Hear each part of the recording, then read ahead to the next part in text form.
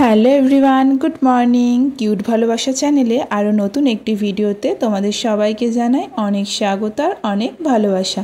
আমি সুপর্ণা চলে এসেছি আবার নতুন একটা ভিডিও নিয়ে।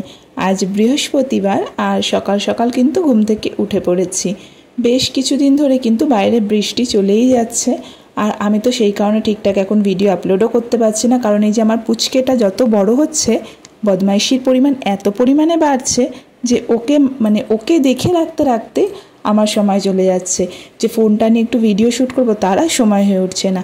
ওই তারই মধ্যে কাজের ফাঁকে ফাঁকে যতটুকু করা এই আর কি। তো সকালবেলা ঘুম থেকে উঠে কিন্তু আগেই ঘরের ঝুলগুলো সব ঝেড়ে নিলাম, কারণ অনেক দিন থেকেই না ঘরে প্রচণ্ড পরিমাণে ঝুল পড়ে রয়েছে, কিন্তু আমি যে ঝাড়বো সেই সময়টা আমার হয়ে উঠছে না। আর এখন পুচকে তো আমাদের ওঠার আগেই মনে হয় ও উঠে পড়ে, তো সেই কারণে তো আর হয়েই ওঠে না, কারণ ও যদি আগে উঠে পড়ে তাহলে তো আর এই সব কাজগুলো হয় না, ওকে নিয়েই ব্যস্ত থাকতে হয়।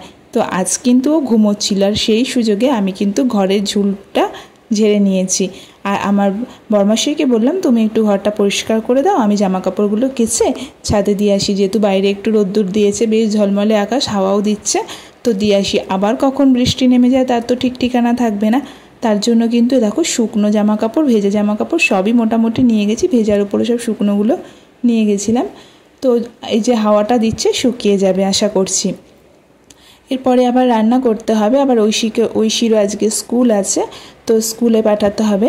আর যেহেতু বৃহস্পতিবার, তো আজকে রান্নাটা কিন্তু নিরামিষই হবে। তো নিরামিষ রান্নার দিনে কিন্তু ঝামেলা খুব একটা কম থাকে না।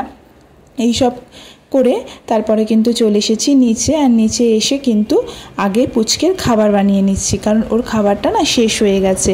আর ওকে যেহেতু এখন আমি বাড়িতে বানিয়ে বানিয়েই সব খাওয়াচ্ছি, তাই নতুন একটা সেরেলাক বানাবো, তার জন্য কিন্তু আমি এগুলো নিয়ে এসেছি।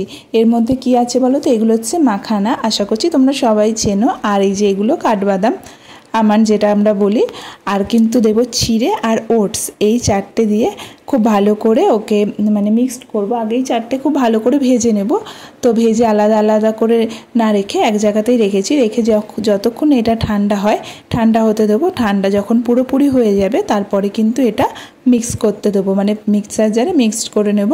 এটা একটা ডাস্ট হয়ে যাবে, আর এটাই কিন্তু আমি ওকে দুধের সাথে গুলিয়ে খাওয়াবো। তো এটা আমি একজনের কাছ থেকে শুনেছি, প্লাস আমি ইউটিউবেও দেখেছিলাম, তাই একদিন ট্রাই করলাম।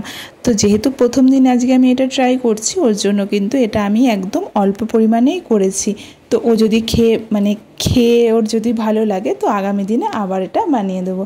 আর এমনিতেও দুপুরে যে খাবারটা করি ওটা তো বাড়িতেই তৈরি করে নিই। তো দেখো খাবারটা কিন্তু রেডি করে ওকে খাইয়েছিলাম, তো দেখলাম তো খেলো। এবার পরে কি হবে জানি না। তারপরে দেখো আমি কিন্তু রান্না করে নিচ্ছি। আজকে রান্না করলাম উচ্ছে ভাজা, ঐশীর জন্য উচ্ছে ভাজা করেছি, ও আবার একটু উচ্ছে ভাজা খেতে খুব ভালোবাসে।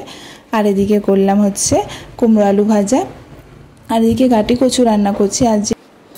আর কিন্তু রান্না করব মোচা, যেহেতু বৃহস্পতিবার তার জন্য কিন্তু নিরামিষ পদ, আর নিরামিষ পদে কিন্তু রান্নাটা একটু বেশিই লাগে।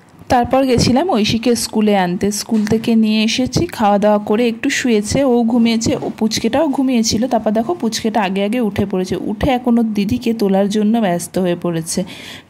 কেউ কারোর থেকে কম যায় না, এই বয়সে ও এখন ও দিদিকে তুলে তারপর দুজন মিলে বদমাইশি করবে।